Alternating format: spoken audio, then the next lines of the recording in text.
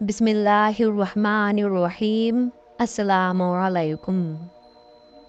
हज़रत उमर फ़ारूक रज़ियल्लाहु ताला अन्हु कहदे खिलाफत का जिक्र है कि बसरा के नौ आबाद शहर के एक मकान में एक सहाबी रसूल बिस्तर मर्ग पर पड़े थे। उनके चौड़े चकले हाड़ और खदो खाल से जाहिर होता था कि कभी बड़े वजी और कवीउल जुस्सा रहे होंगे, लेकिन अब बीमारी ने उन्हें सख्त ज़ईफ़ और दरमांदा कर दिया था। ताहम इस हालत में भी उनके चेहरे पर अजीब किस्म का जलाल था और उससे नूर की शुआएं फूट फूट कर निकल रही थीं। उन साहिब रसूल को अल्लाह ताला ने औलाद कसीर से नवाज रखा था। चुनांचे इस वक्त उनके बिस्तर मर्ग के गिर्द उनके 32 फर्जंद जमा थे और वो उखड़ी हुई आवाज़ में उनसे मुखातिब होकर कह रहे थे, प्यारे बेटो, मैं अब तुमसे हमेशा के लिए रुखसत हो रहा हूँ। मेरी बातें गौर से सुनो। जब मैं मर जाऊँ तो अपने सबसे बड़े भाई को अपना सरदार बनाना। अगर छोटे को बनाया तो जो लोग तुमसे हमसरी का दावा रखते हैं वो तुम पर उंगलियाँ उठाएंगे। हमेशा अपने असलाफ के नक्शे कदम पर चलने की कोशिश करना। मेरी मौत पर रोने धोने और चीखने चिल्लाने से इज्तिनाब करना, क्योंकि रसूल अल्लाह सल्लल्लाहु अलैहि वसल्लम ने ऐसा करने से मना फरमाया है। अपने माल की इस्लाह और हिफाजत से गाफिल ना होना, इससे शुरफा की इज़्ज़त में इजाफ़ा होता है और कम ज़र्फ़ लोगों का बार एहसान नहीं उठाना पड़ता। अपने ऊँटों को नामो नमूद की खातिर बेमहल सरफ न करना, लेकिन बरमहल सरफ करने में कभी दरेग न करना। कम असलों में रिश्ते नाते न करना। हो सकता है इससे तुम्हें वक्ती मसरत हासिल हो जाए, लेकिन इसमें जो नुकसानात मुज़मर हैं वक्ती मसरत उनके सामने कुछ हकीकत नहीं रखती। अपने दुश्मन की औलाद से होशियार रहना, कुछ ताजुब नहीं कि वह अपने बुज़ुर्गों की तरह दिल में तुमसे इनात रखती हो। ज़माने जाहिलियत में मेरी कबीला बकर बिन वाइल से दुश्मनी रह चुकी है, इसलिए मेरी कब्र वहाँ बनाना जहाँ उनकी दस्तरस ना हो सके, वरना खदशा है कि वो जोश इंतकाम में मेरी कब्र खोद डालें और तुम उसका बदला लेने के लिए उनके खिलाफ वो कुछ कर गुजरो जो तुम्हारी आखिरत बर्बाद कर डाले। इतना कहते कहते वो साहिब रसूल थक गए और सांस दुरुस्त करने के लिए थोड़ी देर खामोश रहे। फिर उन्होंने अपने कांपते हाथों से एक तीर निकाला और उसे अपने बड़े लड़के के हाथ में देकर कहा, इसको तोड़ो। उसने फौरन तोड़ दिया। फिर 2 तीर एक साथ दिए और कहा, इन्हें भी तोड़ो। उसने बहुत कोशिश की लेकिन ना तोड़ सका। दाना बाप अब फिर सारे बेटों से मुखातिब हुए और फरमाया, तुमने देखा कि एक तीर कितनी आसानी से टूट गया, लेकिन जब 2 तीर मिल गए तो पूरी ताकत सर्फ करने के बावजूद ना टूट सके। अगर तुम आपस में प्यार मोहब्बत और इत्तेफाक व इत्तेहाद के साथ ना रहे और मुतफरिक हो गए तो तुम में से हर एक की मिसाल एक तीर जैसी होगी जिसे हर शख्स तोड़ सकेगा। और अगर तुम मुत्तहिद रहे तो फिर किसी की मजाल ना होगी कि तुम्हें तोड़ सके या कोई नुकसान पहुंचा सके। याद रखो, इत्तेहाद में ही क़ुव्वत और बरकत का राज पिन्हा है। इतना फरमाकर नासिह मुशफ़िक़ ने एक हिचकी ली और इसके साथ ही उनका तायरे रूह कफ़स उनसूरे से निकलकर आलम बका की जानिब परवास कर गया। दम आखिर अपनी औलाद को ये पुरमग़ज़ और ज़रूरी वसीयतें करने वाले साहिब रसूल हज़रत क़ैस बिन आसिम इनख़री तमीमी रज़ियल्लाहु ताला अन्हु थे। हज़रत क़ैस बिन आसिम रज़ियल्लाहु ताला अन्हु का शुमार उन सहाबा किराम में होता है जो हुज़ूर सल्लल्लाहु अलैहि वसल्लम के इस इरशाद का मिस्ताक थे, तुम में से जो ज़माने जाहिलियत में बुलंद मर्तबा थे वो इस्लाम में भी बुलंद मर्तबा हैं। हज़रत क़ैस रज़ियल्लाहु ताला अन्हु अरब के नाम और कबीला बनु तमीम की शाख बनु मिनकर से ताल्लुक़ रखते थे। हज़रत क़ैस रज़ियल्लाहु ताला अन्हु अपने कबीला बनु मिनकर के सरदार थे और निहायत दौलतमंद और रोबो दबदबा के आदमी थे। उनकी शहसवारी, फयाजी और इसाबत राय की सारे इलाके में धूम मची हुई थी। लोगों के बाहमी झगड़े निपटाने में उन्हें यद्दी तूला हासिल था। उनके कबीला की बकर बिन वाइल से कदीमी दुश्मनी थी اور اکثر ان سے جنگ و جدال تک نوبت پہنچ جاتی تھی۔ ان لڑائیوں میں قیس رضی اللہ تعالی عنہ ہمیشہ پیش رہتے تھے اور اپنی جنگی چالوں سے دشمن کو زج کر دیتے تھے۔ شعر و شاعری میں بھی درک رکھتے تھے اور جب طبیعت لہر پر آتی تو نہایت عمدہ اشعار کہہ لیتے تھے۔ اگرچہ وہ فطری طور پر نہایت بردبار اور حلیم الطبع تھے، لیکن ایک دفعہ جاہلی حمیت کے زیر اثر اپنی ایک معصوم بچی کو زندہ زمین میں گاڑ دیا تھا۔ اس حرکت پر ساری عمر افسوس رہا۔ زمانے جاہلیت میں شراب خواری کو لازم امارت سمجھا جاتا تھا، چنانچہ وہ بھی اس علت میں مبتلا تھے۔ پینے پہ آتے تو خم کے خم خالی کر دیتے تھے۔ ایک دفعہ شراب پی کر ایسے بدمست ہوئے کہ عقل و خرد جواب دے گئی۔ اس حالت میں ایسی نازیبہ حرکتیں کی جو ان جیسے غیور اور فرزانہ سردار قبیلہ کے مرتبہ سے فروتر تھیں۔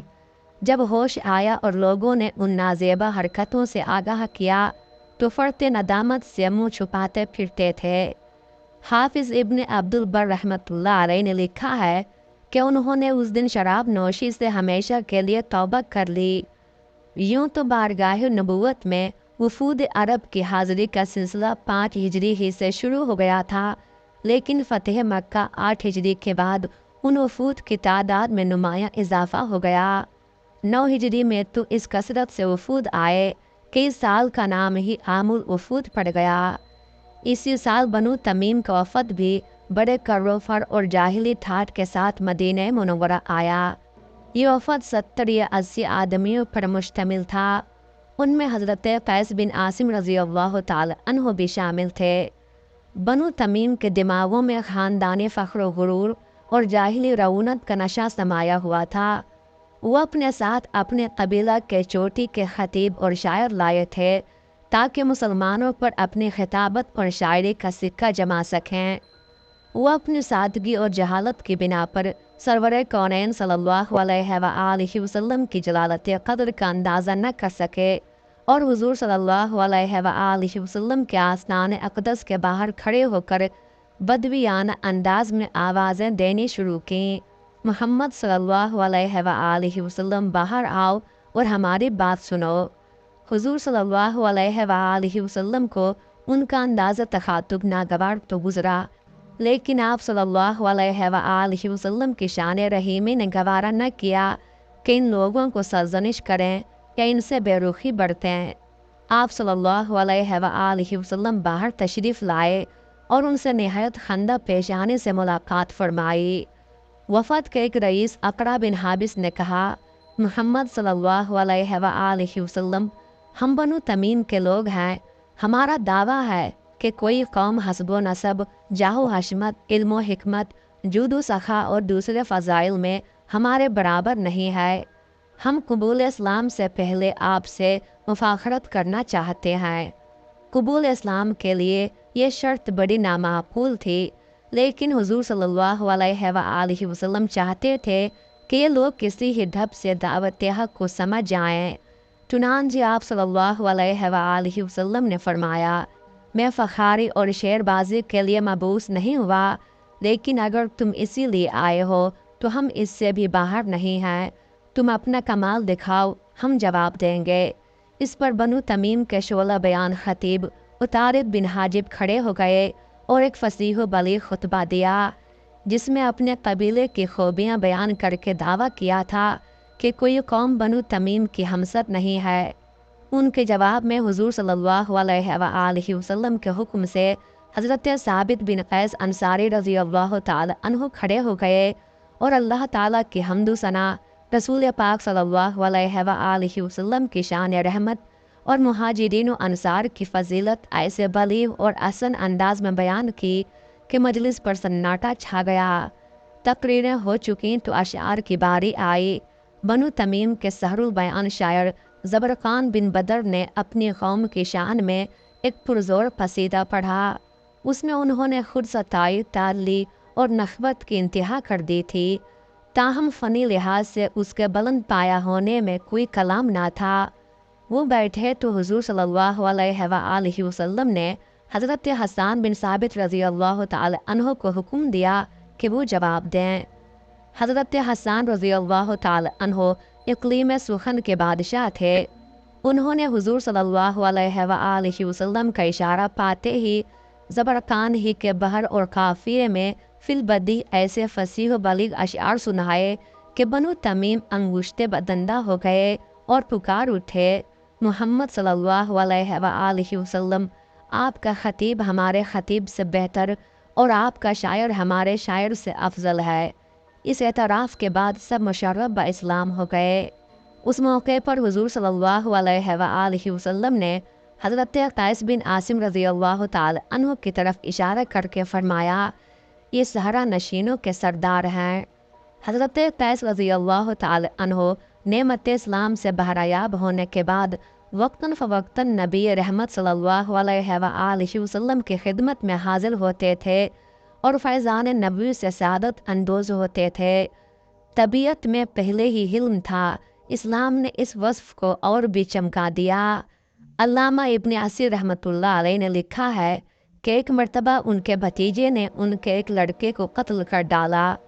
لوگوں نے قاتل کو پکڑ لیا اور اس کی مشقیں کس کر مقتول کی لاش کے ساتھ حضرت قیس رضی اللہ تعالی عنہ کے پاس لائے۔